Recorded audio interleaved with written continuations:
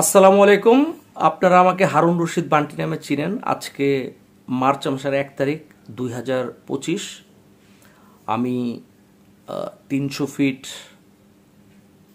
কাঞ্চন bridge যেটাকে বলে ওইখান থেকে একটা সিএনজি নিলাম। আমি যাব হলো কমলাপুর স্টেশন।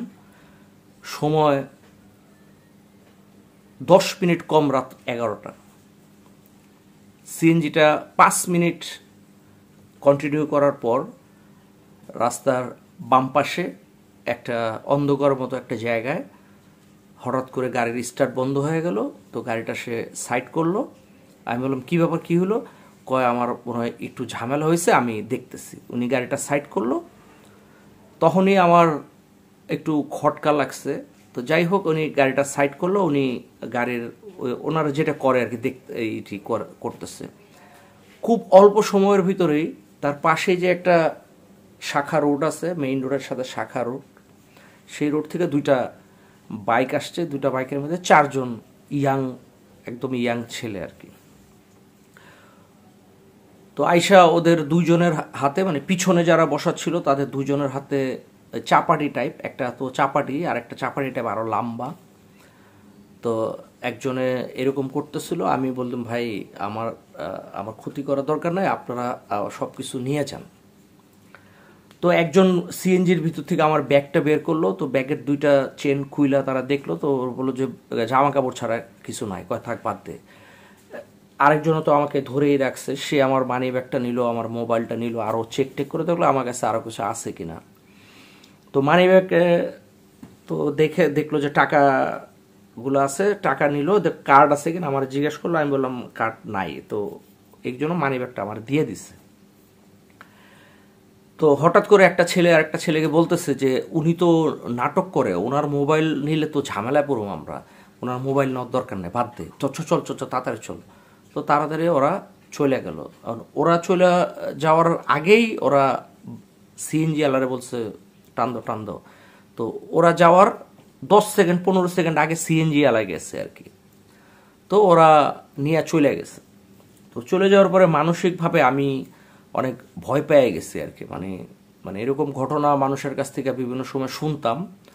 আর যেহেতু আমি অভিনয় করি, আমি এটা ফিল করতে পারি যে ওই সময় মানুষের কেমন লাগে। আজকে আমি নিজে উপলব্ধি করলাম। মনে হলো যে আমি একটা, মানে থাকে না মানুষের একদম ট্রমায় পড়ে যায়, মানুষ কি করব ভাবতে পারে না। তা আমি ওরকম একদম অসহায়ের মতো ফুটপাতের ভিতরে বসে পড়লাম। আমি ওখানে বেশ কিছুক্ষণ বসেছিলাম এবং আশেপাশে কোনো মানুষজন নাই, গাড়ি টাড়ি যাচ্ছে রাস্তা দিয়ে। তারপরে ওটা তো যে কয়েকটা লেন থাকে আর কি। আমরা ধরেন একদম ফুটপাতের লেনের পাশে যেটা, সেই লেনে ছিলাম। তারপরে আরেকটা লেন থাকে, এরপরে আরেকটা লেন থাকে। তো 2 নম্বর লেনে আইসা আমি ওই ফুটপাতের ওখানে বসেছিলাম। তো আমি এরপরে অনেকগুলা গাড়ি যায়, বাইক যায়, আমি অনেকের এই ইশারা করি গাড়ি থামানোর জন্য। তো আসলে কেউ তো থামাইতে চায় না। তো বেশ কিছুক্ষণ পরে একটা ভদ্রলোক একটা গাড়িটা থামাইছে। তারপরে উনি বললো আপনারা চিনেছেন লাগে। আমি ভাই ওগুলো পরে আমি না একটা বিপদে পড়ছি, আমার এখানে ছিনতাই হয়েছে, আপনি আমাকে একটু হেল্প করবেন, আমার একটু সামনে নামাই দিবেন। উনি আমার বললো তাড়াতাড়ি উঠুন। পরে ওনার নিয়ে গেল। উনি আমাকে বিশ্ব রোড, কুড়িল বিশ্ব রোড পর্যন্ত নিয়ে আসছে আর কি। উনি মিরপুর যাবে। তো উনি চলে গেছে। তো আমার তো টাকা পয়সা কিছুই আমার ছিল না, সব ওরা নিয়ে গেছে।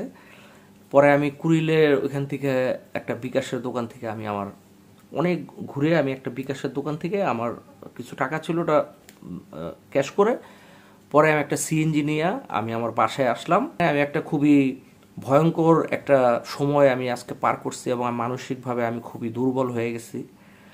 তো এরকম যেন না হয়।